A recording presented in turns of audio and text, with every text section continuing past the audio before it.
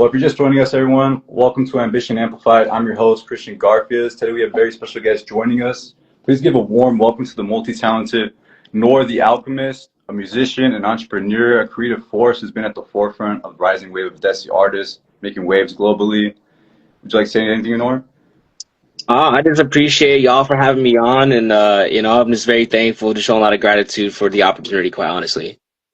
For sure, for sure. It's always a pleasure to have you here, man. Let's start with your background. Can you tell us a little about yourself and where you first discovered the passion for music and creativity? Yeah, so I am a hip hop pop artist. I am an event curator through my collective Alchemy Arts.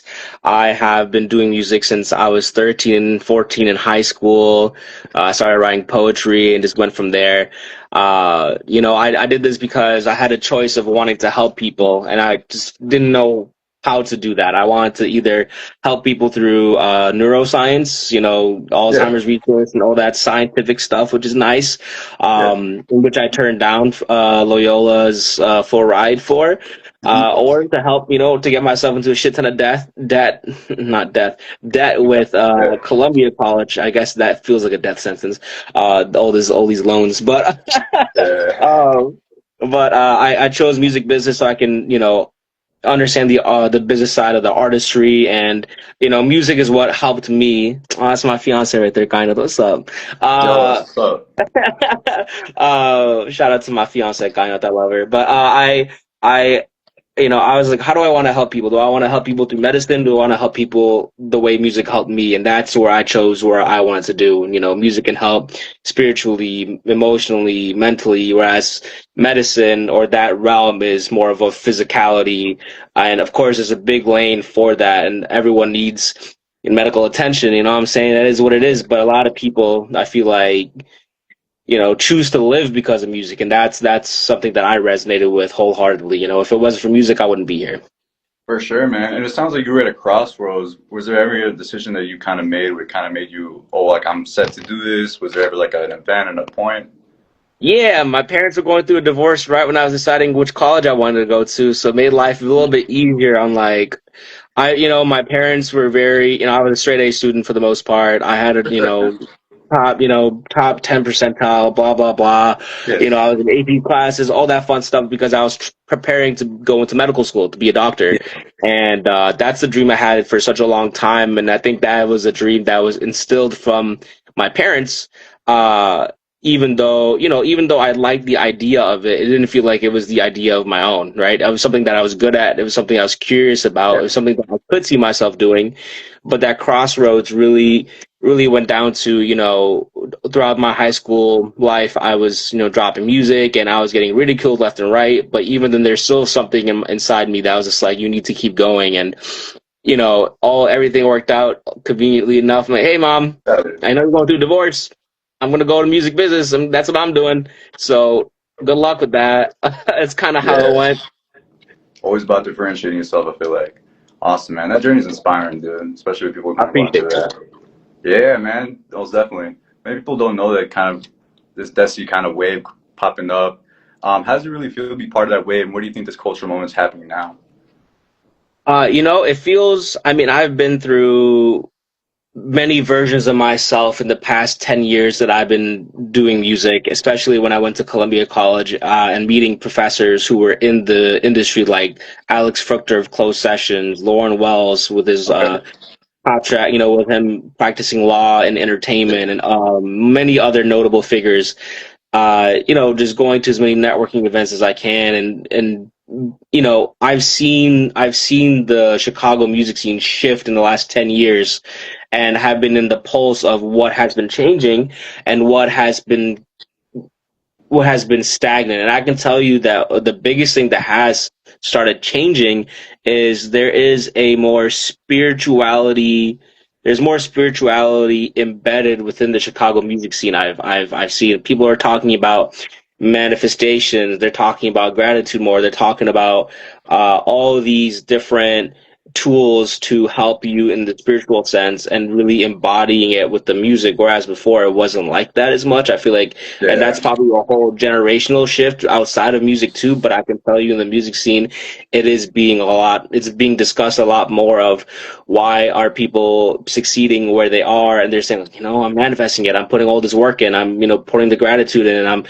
I have divine faith that whatever will happen, and that faith that they have is then is being used as a launch pad to then propel them up. So, being part of this wave, I think I just now started I just started this year really to be a part of this wave when I started curating events and putting other people on, and especially after finding my sound back in 2023, I think it's the best case scenario was for me to just experiment with myself and really embed myself within the Chicago music scene in that front too. For sure, man. I really did see some of those posts that you kind of had where you were just like deleting numbers left and right. Where I'm just like, man, this guy's been networking all his life, man. That's awesome. Yeah. That type of music. You're talking about. Oh, go on. My bad. Nah, man. I was talking about like those numbers you kind of deleted, those random numbers. But I was like, man, this guy really, really is networking really well, you know? Yeah, I remember. If this is the story post you're referring to, like my contacts, I had like 1,200 contacts or something. Yeah, that's what I was And that talking was about. yeah. Yeah. And I didn't delete any of those. Like that, I showed you that, and I deleted a few hundred after that because I'm like, I haven't talked to these people in years, and they're not active in the scene anymore or whatever, right? But they were back in the day, maybe 5 years ago, pre-COVID especially. But no, yeah, I mean like that. I think networking. I'm glad you bring that up because I think networking is a very important thing. A lot of people don't understand how to network because, in my opinion, people think that networking is I'll introduce myself, we'll follow each other, and then that's it. Right now, Yeah. I have them, they follow me, but they're not engaging. Right, you're not doing anything to keep them engaged. You're not setting up a follow up saying, "Hey, it was great to meet you, and we should do something," or "Hey, I really resonated with what we talked about." Because I don't think people are coming in with a genuine, authentic lens within networking. I think that's a really big aspect. If you're just networking just to get people's numbers and to follow and all that stuff, it's not going to work out. This is not going to work out. People are going to see that you're just trying to get their and like trying to get you to follow them back or whatever. And true networking is having a conversation with somebody, seeing what is resonating, right? In a room full of 200 people at a networking event, I'm not going to network with 200 people. That's too passive. That's too tight. I don't want to do that. I don't got the capacity to. Right? I don't Too got many the cooks, man. Too many cooks. But I will talk to maybe like 20, 30 people, and out of that 20, 30 people, most of them are gonna be like 2-minute conversations just to feel out the vibe. And if the vibe ain't vibing, then on to the next person. I'll just say what's up to this individual and see how we can connect, pay them a compliment, like, hey, I like that jacket, or hey, like that's a cool ring, or like I always start out with a compliment because I just like to have people feel nice about themselves, and sometimes people don't get paid compliments enough, so I want to be the one to do it. Right? It's kind of part of the brand. So and that's something that I would want for myself if someone were to come up to me and just come treat me with kindness and respect, and observing me rather than seeing me as a number to then hit for the networking goal or whatever. So I just, start off with the compliment, see what happens, and then we just go from, that individual goes from there, right? What I like to say is if you're at a networking function and you're too overwhelmed to who to go up to, try out those 20, 30 people as feelers, right? Feel the vibe, and then I will hone in on 5 people.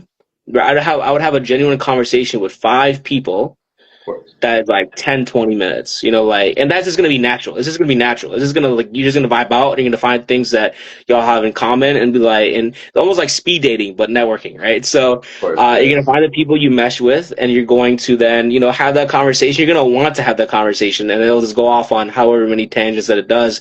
And then you can be like, hey, look, obviously we fucked with each other. Let's exchange contact info. We'll see what we can do, and then you'll be more inclined to send a follow up because you actually care about that individual. You actually, it's not about, I want them so they can notice my music or notice I'm doing this, that, and the other.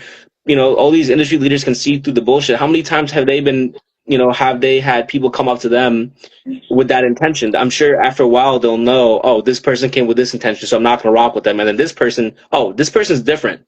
They're not coming at me with some innuendo or some ulterior motive. They're actually trying to get to know me as an individual and how I got here without it being without them glazing you too hard. You know what I'm saying? You know what I'm Yeah. saying? hmm I feel like that's kind of like a lot with my issue is like I don't want to give them too much to lean in on, for me, in my Sure. opinion. Where it's like I kind of do want to get to the point, but at the same time, I don't want to be talking about something else different or something like that. I want to get to like something relatable to them, something that will kind of catch their eye or something like that. But I yeah, man, think that's awesome advice. Yeah, no, of course, and I think that just to go off what you're saying, don't be afraid to talk about something entirely different than whatever field you're in. You have to realize, these people are also people. Their whole life is music, or their whole life is this industry, and they want to talk about something else sometimes. Like everyone's coming up to them, talking, "Oh, this new release, that, that, that." They're used to that type of stuff. They're not used to, they're not used to someone being like, damn, bro, all these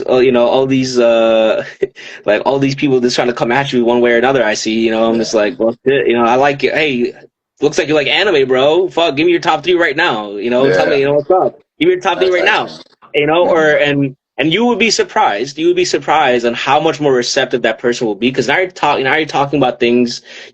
I like to address the elephant in the room. Of I'm very course. much about saying the quiet part You're out like you're loud. like blunt. Yeah. Yeah, yeah, yeah. I'm just very direct, and I'm just like, and people appreciate you coming in with your authenticity and because if you're coming in with just genuine curiosity of the individual, rather than, oh, let me talk to them so I can, see what I can do in the future with them and collaborate one Yeah. way or another, you're gonna get the result you want the first approach because now you're coming in with that authenticity, and then if they don't rock with you, it's not the end of the world. No matter who it is, it's not the end of the world because there's a space for everyone here. At least you came in with you being so authentic to yourself that at least you can step away from the conversation saying, "Hey, they didn't rock me for who I was. That's fine because there's people who do rock with me for who I am.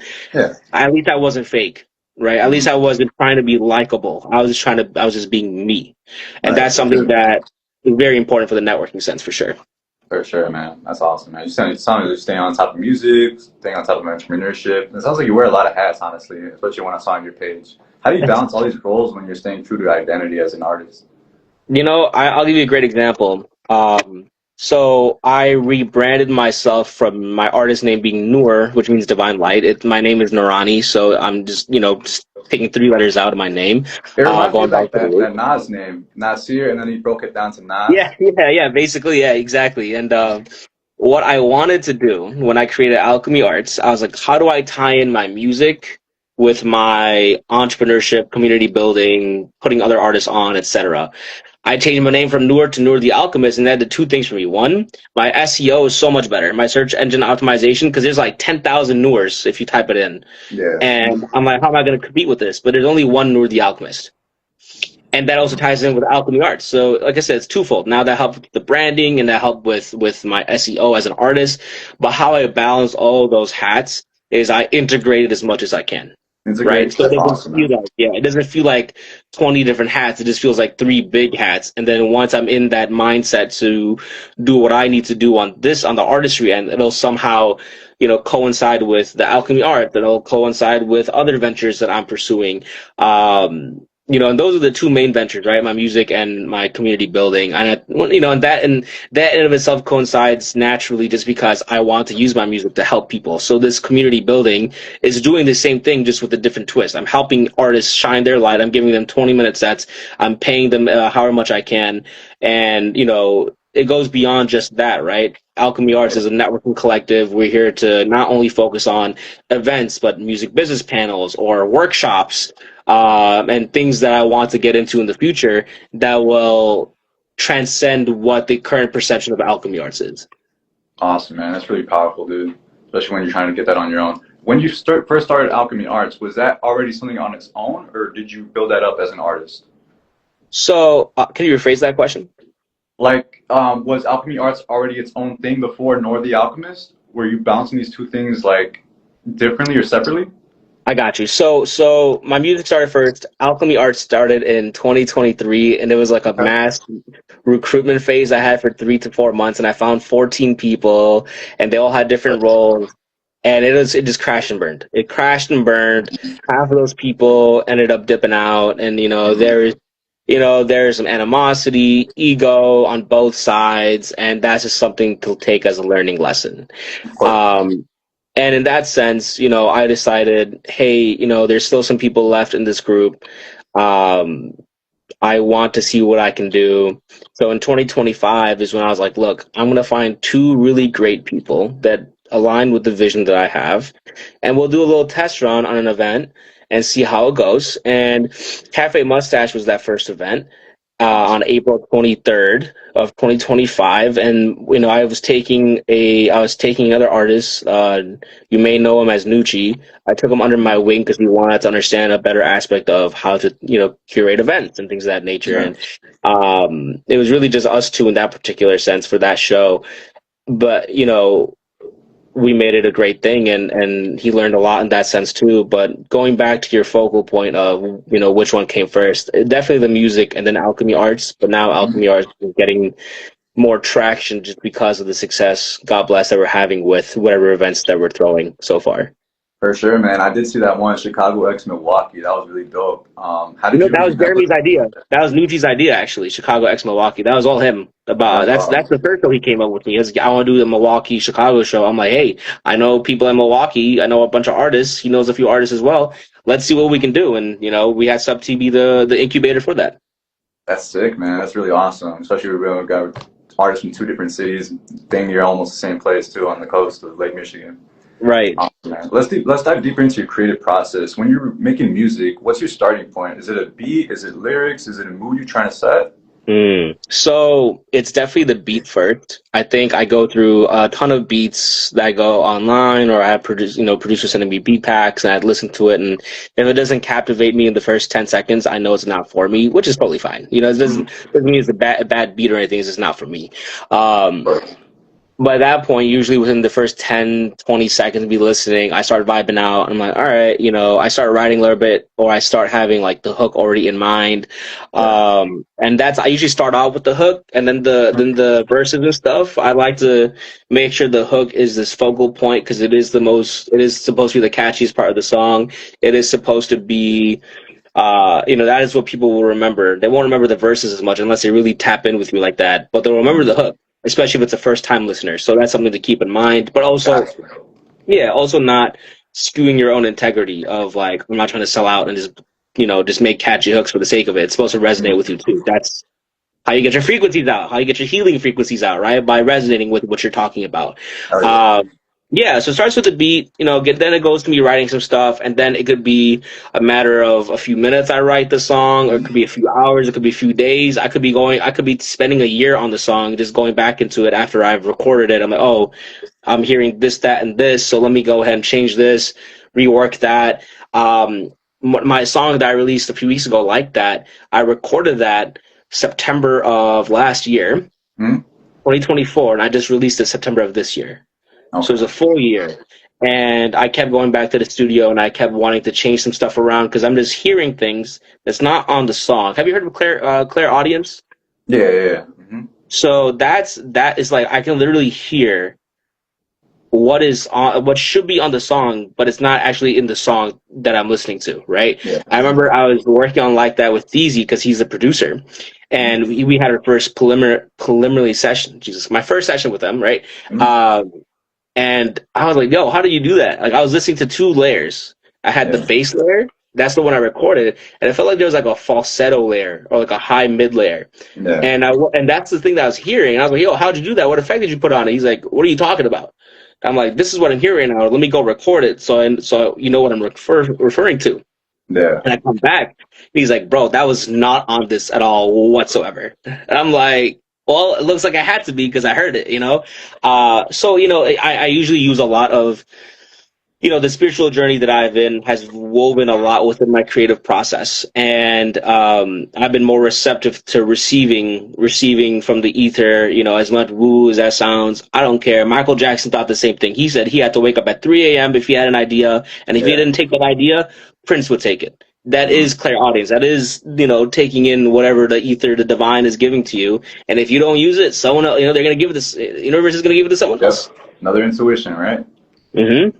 Yeah, that's awesome, man. I saw collaboration as a big part of your music. I really saw someone that you collaborated with that I kind of grew up on, Marco Stats. He was from my Yeah. neighborhood, and I've seen him like frequently a lot.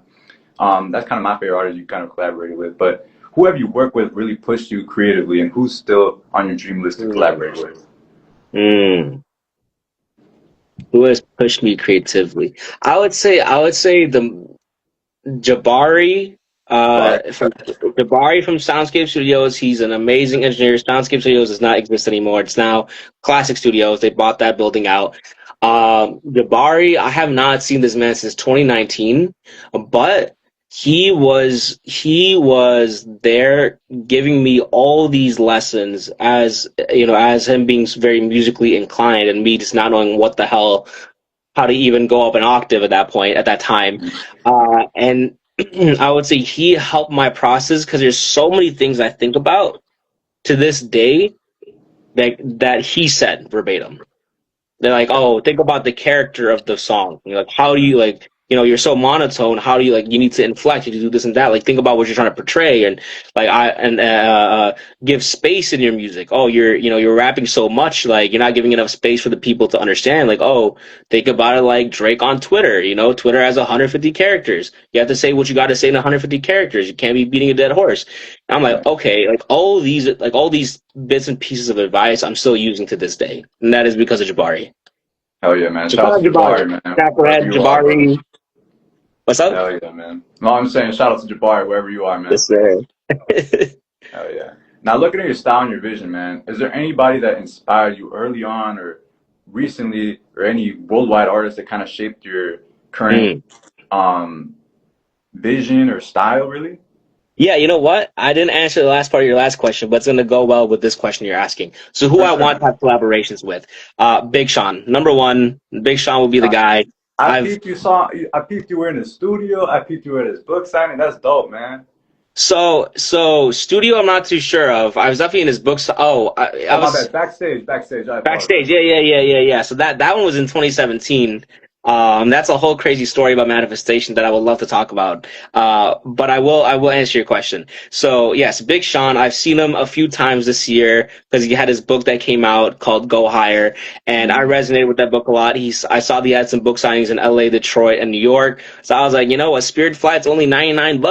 I'm gonna fucking go. I'm gonna make it a day trip because why not? And I first met him he canceled his New York one. Okay. And so I saw that he had an LA one the next week, so I went to that one. That's when I first met him again after so long, and I gave him my EPK. Right, I had QR codes to my upcoming releases, my current releases, where I've performed, my bio, all of the stuff, and I had it in a nice folder. I gave it I had 10 folders of that, and I just gave it to everyone that was a part of his team, and then of course him. I gave him some crystals for him, Janae, and Noah, his son, and he, I even told him, I was like, look, man, we met in 2017. I rapped for you in 2017 at Aragon Ballroom. The security guard told me that I had to stop, and I stopped, and I regret that to this day. And I told him, the journey that I've been through since then is a journey of going through all this darkness, going through all of the strife of losing relationships, having your mother have 2 back-to-back strokes and needing to take care of the bills, having to deal with an abusive alcoholic father, having to deal with so many different things that people don't know about, and nor do people perceive me as going through that. But finding the light at the end of the tunnel, which is serendipitous to my name, meaning divine light. And when I said all that to him, his whole demeanor shift, and I kept on talking because one of the people from his crew said that I can keep on talking well before because he knew that I flew out from Chicago and all that, right? And so it was getting to a point where the people were getting frustrated around me. His team was like, all right, get out. We have other people, which rightfully so, I get it. But then Sean himself was just like, nah, I want to hear what he has to say. And I think this goes back to networking. When you're coming as a genuine person, talking about real shit, people will resonate with it more than, oh, man, your fucking book is dope. Oh, your album was amazing. They hear that 20,000 times. For This is what sure. I said to him then. And this is how he remembers me. And the next time I saw him in New York for his rescheduled New York appearance, which was a Yeah. month after, he instantly recognized me again. He's like, bro, I didn't know you were from here. I'm like, I'm not. I came here from Chicago, motherfucker. And we gave him a good, he gave me a big dap up. And the first thing he said was, hey, have your EPK in my office, in my home. I'm like, I was a loss for words. I was at a loss for words. And even when I saw him again in Detroit, at his hometown, this is at the point where he was looking at my posts. He was reposting some videos of mine on his stories. And he was, and I came up to him, and it was around his birthday and stuff. And the first thing he said was like, hey, man, I love the dedication. You saw the story I posted that you made? So he knows I'm on his radar, right? And that's a nice collaboration I would love to have in the future. I'm crossing my fingers for that cosign, but all in divine timing, all for my highest good. Whatever happens. Jid will be a great individual to also collaborate with, and I'm also telling you who my inspirations are, because those are the people that I want to collaborate with. Yeah, man. Eminem was Eminem was the first. He was the first hip hop artist I listened to in 7th grade when my friend introduced me to hip hop, and the first song that I listened to of his was "Bagpipes from Baghdad," the Mariah Carey did. The Mariah Carey Nick Cannon diss from the Relapse album. And I just fell in love with hip hop, and I just listened to this man's entire discography. Now, when it comes to his recent releases, I'm not a fan, but he has his place in my heart when it comes to him inspiring me to make music and being very vulgar about the music that I make, because authenticity in my eyes is vulgar. And Saba is a great artist. I lived on him a lot ever since I discovered him in 2016. I would say Jid, Saba, Big Sean, Eminem.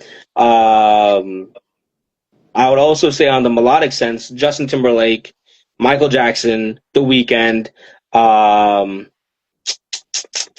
You got her, you got SZA, you got Isaiah Rashad. I go through Mac Miller. I go through a lot of phases of listening to one artist for months on end and just absorbing their entire discography, and then just moving on to another artist once I feel like I have learned everything I could. And then I go back and then I reflect on where I'm at as a musician, and then I see what I can listen to now, what I can decipher now that I couldn't decipher before.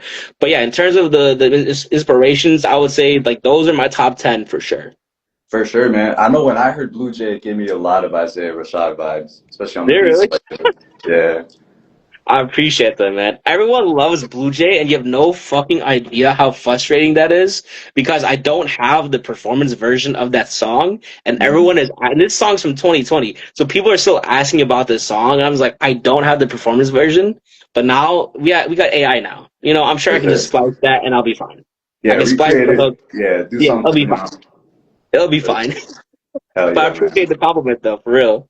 No problem, man. I really like your music. Your music videos really stand out, man. They're really striking, full of detail, really layered with meaning. When you're playing a video, how do you really translate your songs into really telling that visual story element?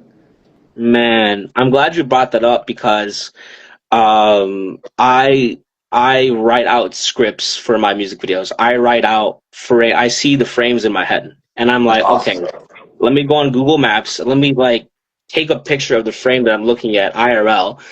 And I have 50, for Recluse, for example, I had a 5-6 page script with over 50 scenes, and then every scene had POV, or the camera angle, how it's gonna look like, what we're doing.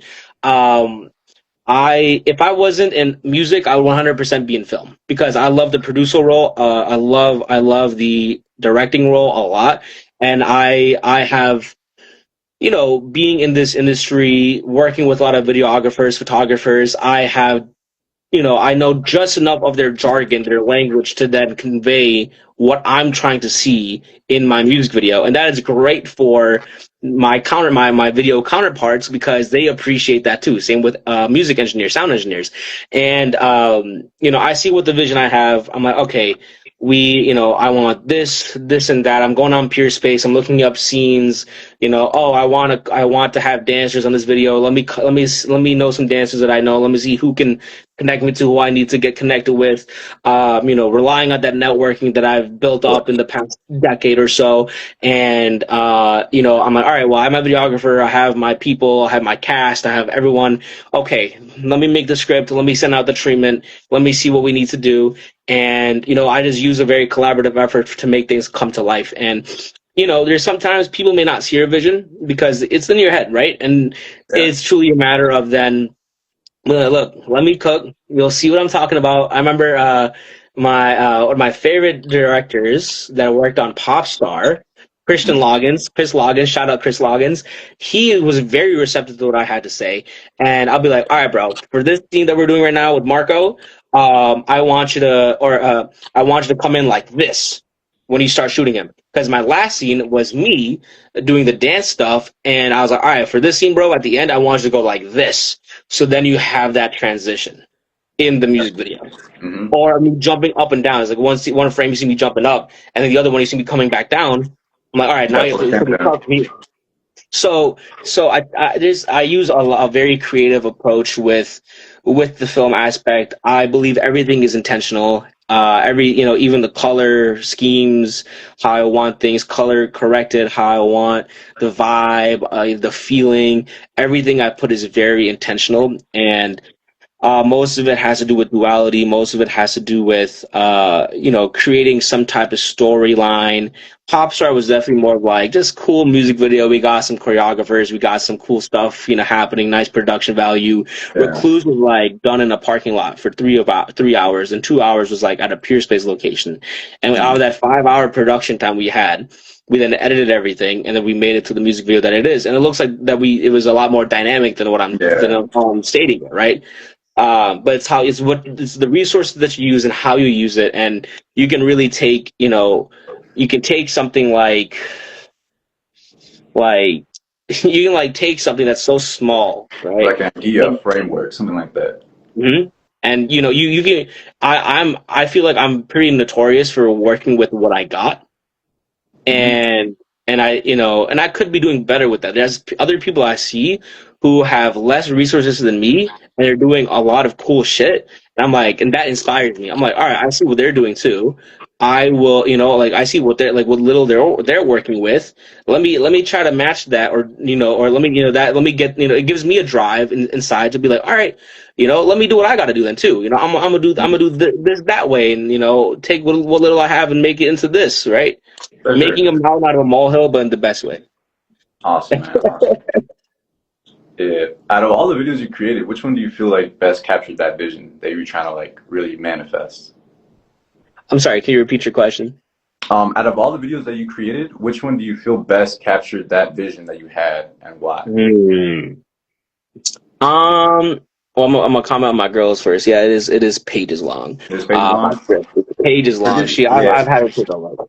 But my favorite, I think which you said, which one best captured my vision? I would say Popstar best captured the vision because, like I said, Chris was a lot more receptive to what I had to say. I think Recluse, there was a lot of things I wanted to get done that just couldn't get done because of the crew around me, and that's totally fine. And I think, but if you're talking about how my vision came to life best, it would definitely be Popstar. Popstar for sure, man. Mm-hmm. And do you ever have like unused scenes or unused parts of the script in the music video that you kind of where you weren't able to correlate? I know your girl said that you kind of had like pages long and stuff like that, so I don't know how much you kind of had to cut out for like a video. Yeah, so like for example, Recluse, we had less footage than we needed to have, and so I had to cut out four bars worth of music. It was or like 2 bars with the music, like it was like 8 seconds of music that I had to cut out, but it worked out well because it was like part of the bridge. But for Popstar, for example, we had tons of footage. Like we had, like you have to think about it. We had like 1, 2, 3, like 6, 7 locations, and then we're doing choreography in all 6, 7 of those locations, and we have a bunch of that. We have so much stuff, and then and I repurpose them into little bits for promoting the music video. I'm not going to use it for the actual video itself, but this is a nice vertical short form content that I could just put some lyrics on, and the production value is great. It's 4K. I'm going to show people how the choreo process was. I'm going to show people bits of the music video itself and me performing it. I'm going to show me doing the choreography. Like there's multiple ways of how you can take whatever you have and then repurpose it for different types of content. For sure, man. That's awesome, dude. You were able to grab all those things and put them all together. Hey, shout out Finally, Noah for being in the chat. yeah, shout out to Noah, man. W's in the chat, guys. W's in the chat. It's my first time saying that. You're good. You're good. W's, W, W. Many fans watch your videos and see kind of both like your global style, but also your kind of your culture roots being blended together. How do you say, how intentional is this kind of, these elements kind of mixing together? And what do you want people to take away when they kind of see your work? I'm still figuring out the blending of my culture of being a South Asian Muslim artist and the commercial aspect of music slash, me trying to have a commercial sound, but also going into like more rap, hip hop, and trying to blend those two together. But the best thing I'm trying to convey with my audience is that, I am South Asian, I am Muslim, and being this particular demographic that I'm in the music lens, is the minority. There's a lot of people, there's a lot of artists that I see that are South Asian that are getting clowned. And don't get me wrong, when I started doing music in high school, I was clowned because I was the Indian nerd that does not have a place in music, right? Like, oh, what are you doing? Like doing this, that, and the other. And so what I'm trying to convey with my messaging is that anything is possible, and that if you truly have the grit, if you truly won't give up on this. Like my music was ass 10 years ago. My music was ass 5 years ago. It's only, like I said, after discovering my sound in 2023, which is it's very recent in my journey, 2 years ago, that I was then able to really, get the notoriety and credibility, from people, and get this validation that I no longer want anymore because I'm not striving for that. But yeah, going back to your original question, I'm trying to blend this, some South Asian instrumentation, some Arab instrumentation, with this melodic, it could be melancholy type of melodies, could be in a minor scale, which is a little bit more, or like a harmonic scale, which sounds a little jarring at first because it's like a different time meter than Western scales. But using the melodies that I've heard so often in Bollywood music and Arab music, and kind of translating that into my rhyme schemes, or translating that into my melodic parts or my background, whatever it is, and just fusing everything together to create this new creation, right? And that's and then that overlaying message of, whatever obstacles you can jump out of, you're more than able to do so if you put your mind to it. For sure, man. That's sick, man. How you're able to jump those hoops and those obstacles, dude. One thing, if I were to give you an idea, man, I would really use those posters from Bollywood, just really using those promotional. I would just, throwing it out there, man. I don't know. No, that's cool. I appreciate it. And don't get me wrong. I respect anyone who has any feedback for me or any opinions. I believe that we have the ability to learn from everyone. And if you're not learning from, I don't know what walk of life you've come from, what experience you've had, and I'm not going to write you off because I just simply don't know you. So whatever you're telling me, I will assume will come from pure intention, and that pure intention of wanting good things to come to me, and that in and of itself I will take into consideration. And in fact, I believe that's a really fucking cool idea to do, like those Bollywood posters ask vibe. But that'd be a cool way to present my music video as promo. I think that's fucking dope. I didn't even think about that. So I'm definitely gonna use that, and I'll credit you in the ad. Like shout out Christian for this dope idea. Yeah, I think I really do fuck with that idea, honestly. That's cool, man. I appreciate it. All right, we're gonna play a little game, a little interview game. It's called Would You Rather. I'm gonna give you two choices, see which one you choose. But yeah. All right, would you rather headline a sold out show in your home country or perform at Coachella? Headline a sold out show in my home country. Easy. Hell yeah, dude. I feel like that would be bigger than Coachella, in my opinion. Exactly. and people will talk about it more because I'm not some random guy at Coachella. For sure, man, for sure. Number two, would you rather do one timeless classic that people remember forever or drop 10 singles that top the charts but fade quickly? I want to have my cake and eat it too, and say I can make it both. But I'd rather choose the first. I'd rather choose the first one because people are still talking about Nas to this day, like how you're talking about. And he only released that one album like that, right? You know, and but Yeah, it's timeless, right? Michael Jackson, timeless, right? He made music that was topping the charts, but it was also timeless. People are listening to 20, 30, 40 years later. So yeah, I'm gonna choose the first one. Any timeless. single. For sure, for sure. Would you rather collaborate with a musical idol or start a record label that launches the next generation of talent?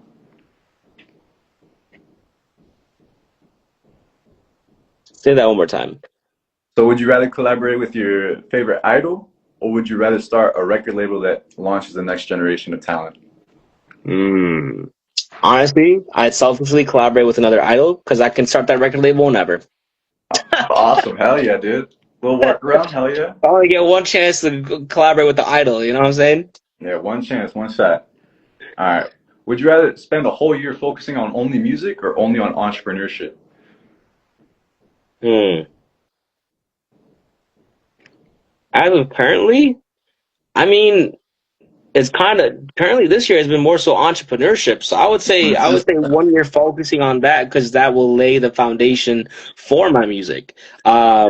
I think we need to look out and zoom out a little bit and understand that if you take a year to understand how to market to an audience, how to identify your demographics that you're marketing to, campaign strategies, you can then put that into your music once you start that, and you already have such a leg up, which is why I went to Columbia College for 4 years, got myself into a shit ton of debt, so I could lay that foundation. So I will say entrepreneurship, because if you're not treating your music like it's a business, it's gonna stay a hobby. It's gonna stay a hobby. For sure, for sure. Would you rather have unlimited studio time with the best producers or unlimited stage time with the best venues? The first one, unlimited studio time with the best producers, because once you make that with the best producers, like you're talking like Benny Blanco, you're talking about like Yeah. Metro Boomin, you're talking No about ID. Yep. No ID, bro. You're talking about these crazy names, and then like once you release that, then people are gonna be coming at your lines like, oh shit, we got Coachella, we got Lala, we got all Yeah. that come through, you know? For sure, for sure. One has to come, but the other one come next. Awesome. Would you rather inspire a small, loyal cult following, almost like Cardi, or would you rather reach millions of casual listeners worldwide? Also, kind of like Cardi too. Mm. Mm. I'd want that cult following, honestly, because Cult following, that okay. will naturally bring, that like Hardy, you start with that cult following, and then it expands from there. For sure. We got to be some North stands out here, you know. I see some of the comments. Shout out Noah, shout out Hussein, shout out Masani, shout out my girl Gainat. I appreciate you. Anyone else who's been on this live, I appreciate y'all for being here for real. Oh yeah. Shout out to all you guys. Would you rather perform an unplugged acoustic set in a tiny cafe, which means just ripping it with like no mic at all in a cafe, or a massive set in the stadium? Massive set in the stadium. Massive set in the Massive set in stadium. the stadium. Not even for the vanity, but it's just like so much. Like I said, I think everything with intentionality.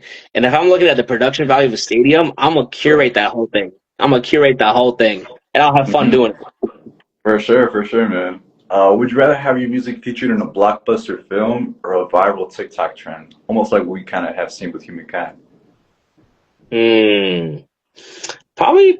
Damn, that's a good question. Probably for the sake of virality, TikTok. TikTok for Uh, sure. yeah, because if you're in a blockbuster movie, you might get maybe 10 to 50K. It's probably for that placement. Whereas the virality of a TikTok sound trending, you can get a record deal.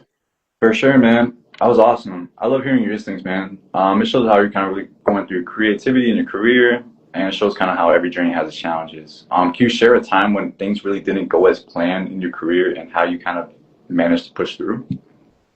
Yeah, I actually got signed to an imprint label under Atlantic Records back in 2018. An imprint label is an artist-owned label. It was owned by Sir the Baptist. It was like a management label of some sort. Okay. And this is around the time my mother had her strokes, and it was my last semester of college, and I'm here needing to, support her, being at the ICU, and catering to this sound that I wasn't really going for. Sir the Baptist, his label is more looking for gospel hip hop, Mhm. and he's trying to find it in the Islamic lens of me, and that's just not who I resonated with, and Yeah. I decided that maybe let's not do that, and let's say this deal doesn't make sense to me, and that's fine. It's something that is as a creative difference, Mhm. and that's a big opportunity being signed by an imprint label, especially where it's under Atlantic Records. That's a huge label. that's Yeah. that's a lot of people I can connect with, and I just chose to do things independently, not for the sake of being independent, owning my masters, which is a great thing, Yeah. sure. But I knew I was going to sell myself out and be someone who I'm absolutely not. And I would have just hated myself, hated my music for it, and I would have lost my passion in music most likely, and just would have said screw it if I had gone that route. So that big challenge of, do I stay in this label? Do I stay in this record deal that I had signed myself into, that I had spent so much time trying to get this person to sign me, because it was my only opportunity at the time? Or do I let that go and rely and believe that things will work out for me if I stay true to myself? And that is a big thing that a lot of artists go through. And let's say if it was like a big ass record deal, if it was like Universal Music Group, and I had to make some commercial music for like 3 years. Mhm. Shit, at least they would train me. They would give me vocal lessons. They would give me the top producers, and then once I leave, I can then use all of that and then stick true to my sound, but now I have all these connects behind me. I have all this experience behind me, all this vocal training. Like, I would take complete advantage of it because they would have such a bigger budget. But that wasn't the case with this one. So I think that was my biggest challenge, especially like I said, with my mom having her strokes and needing to find a job and pay the bills and all of this stuff. Be the breadwinner along with my younger sister who was there at the time taking care of my mother. Mhm. It was that was the biggest challenge for me, for For sure. sure, for sure. And you're talking about real stuff, man. That's something that a lot of people kind of don't really kind of hear from an artist. They almost hear from like a Yeah. friend, which I just think it's really awesome that you're kind of being as transparent as possible with your music and with your own authentic self. I see that you come from a rich cultural background. How has being South Asian kind of influenced your perspective on music, business, and especially how you kind of step into Yeah. these kind of little spaces you kind of get into in network events? Yeah, I mean, in middle school, before I discovered hip hop, I would have like 5 CDs of like soundtracks from different Bollywood movies. And I have Mhm. my CD. Everyone had an iPod Touch. I had a CD player, so I would just fucking put those CDs in, and I would just listen on repeat these Little Bollywood Walkman, yeah. songs. Yeah, and like even when I was like a child, I would dance and sing to those Bollywood songs that Shah Rukh Khan would have, Salman Khan, and all the Khans, all the Kapoors, whatever. And I think that I didn't give myself enough, not credit. For lack of better terms, it would be like I ignored that part of myself that likes Bollywood music, because it almost conflicted with my hip hop journey. And I was like, oh, screw being this, and that's mainly because of being ostracized as a South Asian. And I was essentially letting go of those roots at first, and I wanted nothing to do with being labeled as South Asian in the sense of the musicality of it, even though there's so much rich music, like how you're saying, within that realm. Yeah. And I essentially have had a homecoming in that sense of coming back to that, and immersing myself into more South Asian culture, especially now where I feel like it resonates with me more because I'm 28 now, and the people who are making these films, and there's this one Netflix show that came out from Shah Rukh Khan's son, Yeah. uh, Aryan Khan, and it's called the Bastards of Bollywood. Mhm. And the music is dope. The production is dope, and I can take so much from that perspective and really put myself into that lens. And I think I subconsciously absorbed that music, and like when I was making Recluse, I didn't have it in mind to do like some Arab, South Asian melodies. That's just how it came out. Mhm. And when I was listening back to it, I'm like, damn, there's a lot of unintentional like those meters I was talking about, of like those time meters that's different in Eastern worlds and Western worlds. I'm really going on that Eastern triplet meter damn near. And I'm like, dang, okay, I have to look at myself and be like, why am I ignoring this such rich part of the South Asian culture that I obviously was born into? Mhm. So looking back at it, I in fact want to dive more into that and incorporate more of that without it being corny. I'm not trying to be corny about it, but at the same time also embracing my culture more than I am now. For sure, man. That's awesome. I think everyone should embrace themselves, embrace their culture, embrace where they're from, and be able to at least portray that, at least being able to express that in some sort of healthy manner, you know? So that's really awesome. We were able to grab that. In terms of influences, I know we talked about cultural influences. I know we talked about musical influences, but what's your take on really this whole wave of streamers becoming rappers? Almost guys like Black Boy Max, guys like Kai Cenat kind of almost blowing up. Like, what's your whole opinion on that? I mean, there's some. I think with streamers becoming hip hop artists would be the same as, in my eyes, as like basketball players envisioning themselves as rappers and vice versa. I feel like you've always Mhm. had that kind of gone to the streamer world, and they're probably better able to do that rather than a basketball player because they're Mhm. already using their voice to convey whatever messaging they're conveying, and they're getting success by using their voice. It's Mhm. just a different medium. So I would say, in the sense of streamers, they're already using the medium of your voice, so it makes sense better. It makes better sense for them to then maybe go into hip hop or going into like music or even like things like voice acting or other things that use that medium of voice or writing. Right. As long as they're good, as long as they're okay with being clowned in the beginning because it's different. Yeah. We saw KSI Yeah, KSI. Yep, bomb I did see that too. some flops, had some Yeah. flops with that. And I saw Kai Cenat, his like whole cipher thing.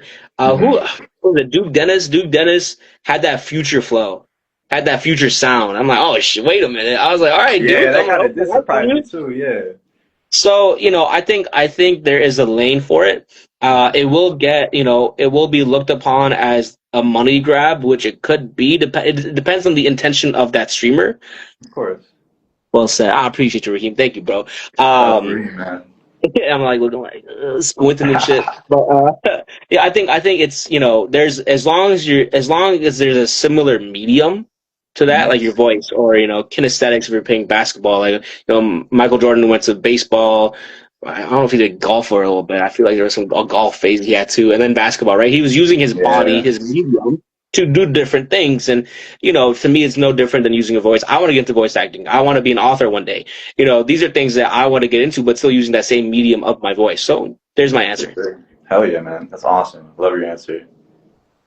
For listeners who might be questioning whether this passion might be a career or not, what's the truth about sharing about what's your truth that you'd like to share about committing to a creative life, especially this one?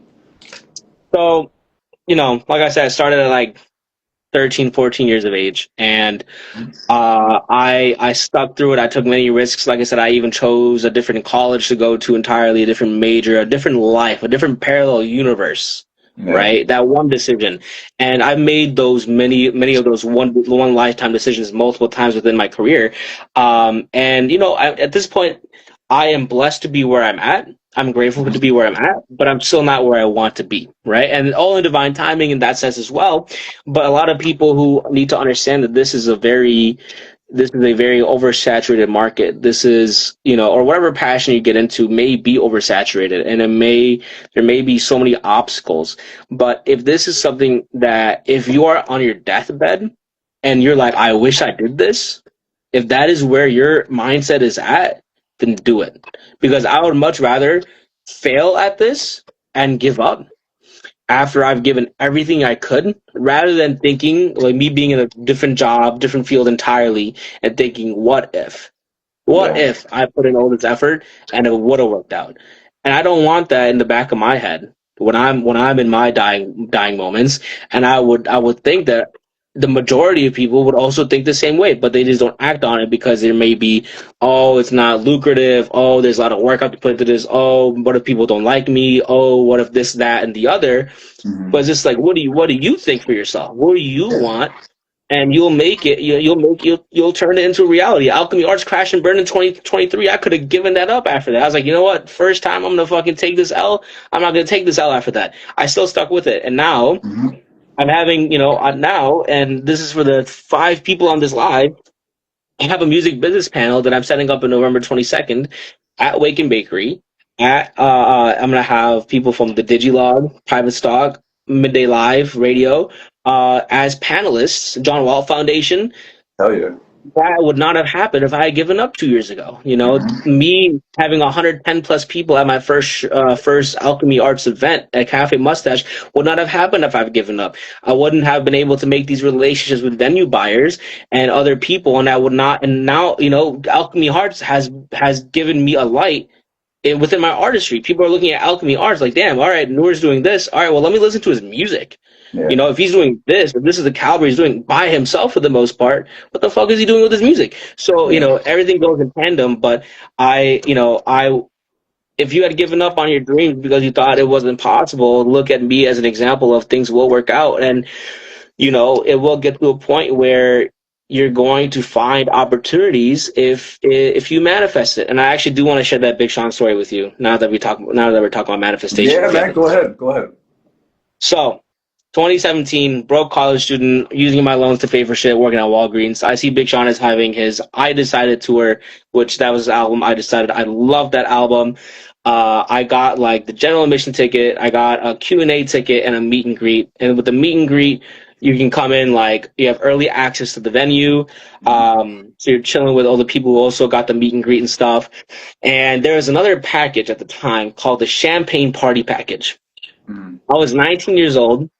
This champagne party package included champagne with Big Sean, chilling with him backstage, getting a bomber jacket, a poster, all this cool stuff. And I'm like, I'm not going to pay $500 for that. I'm not even 21. So I was like, you know what? I was like, in my head, I was like, man, I would love to meet Big Sean. I would love to rap for him. But I kind of just let go of that thought. I didn't think it was gonna happen, so I just let go of it into the universe's hands to take care of. I was like, it'll happen. I don't think it's gonna happen to this thing. I'm not thinking it's not gonna happen, but I wasn't expecting it to happen at that event. And so I'm at the venue. I get my wristbands, and as I'm walking into the venue, one of the security guards stops me, says, "Hey, you forgot something." And I'm like, "What did I forget?" I come back and he just slaps on a wristband. And I'm like, another wristband? And I look at the wristband and it has a champagne logo on it. And so this man gave me a $500 wristband. And I'm about to other than meeting him at the meet and greet, I'm about to like have champagne with the guy. I'm about to, be in a very intimate setting with him. And I was like, this is my only chance. This is my one and only chance to impress him. So that's when I started rapping for him. And there's like other people who are rapping for him too. I'm sure other people spent $500 as artists to rap for Big Sean. And there's like 4 other people before me, and I was the last one. And I started rapping, and this was around the time where I was going to get to like the climax of the song. And that's when the security guard tapped on my shoulder saying, "You have to stop."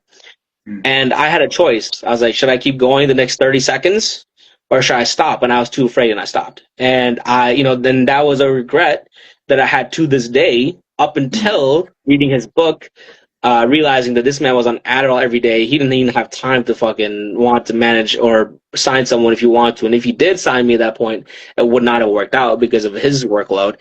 And 2,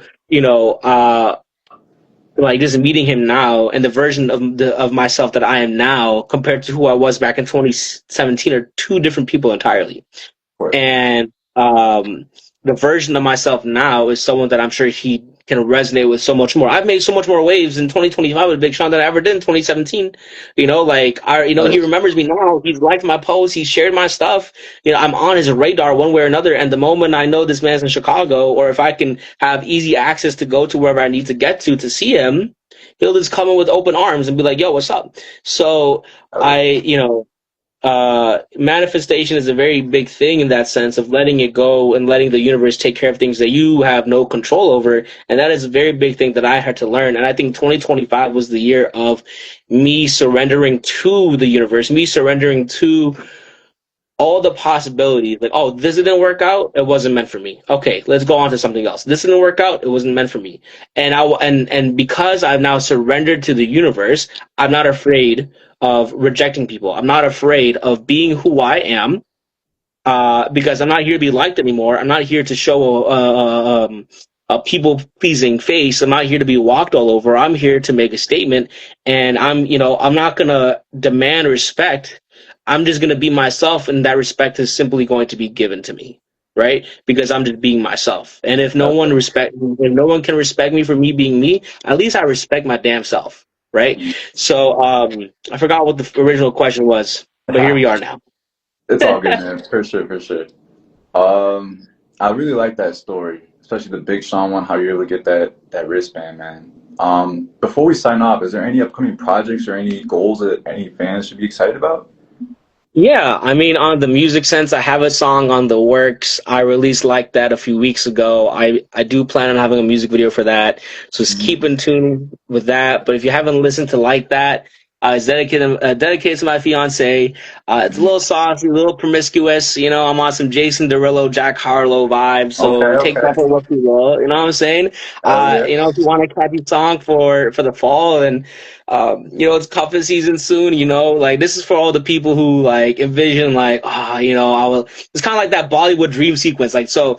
I am gonna go more of the Bollywood route. That was my original plan with like the music video, but like it's kind of like there's like this dream thought sequence that like a lot of Bollywood movies have, and I'm trying to get into that lane too. And it's like, oh, I'm trying to get this girl that I really like. Oh, I'm like serenade her, all that stuff. It'll be a little bit corny. It's fine. I'll be corny with it. I don't give a fuck with in that particular sense because it's my girl. If I can't be corny with my girl, who can I be corny with?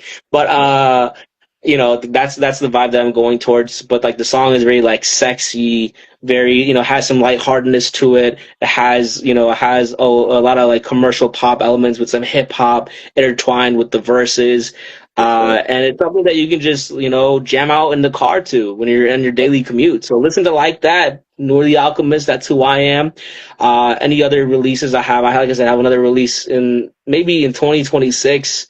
But on the Alchemy Art side, I have my Sub T show on October 29th. Tickets are less than $15. We have some amazing acts like Nico Suave, Masani, Silk, 16 Raheem, myself, and we have Tarzan Phoenix on the ones and twos. I have a music business panel that will be on November 22nd, which you'll see an announcement for probably probably mid-October. I have another event. Have a Mustache December 17th, so we got the next few months kind of taken care of on that end. So but I just want to tie this little bow with me saying if anyone has anything they would love to collaborate with me on, or just have any advice they'd love to ask me about, you're more than welcome to. And I'm always my door is always open for you as well, Christian, and anyone else on your team with this platform. So I appreciate y'all for having me on, and I'm just really happy to use my voice to inspire others as much as I can.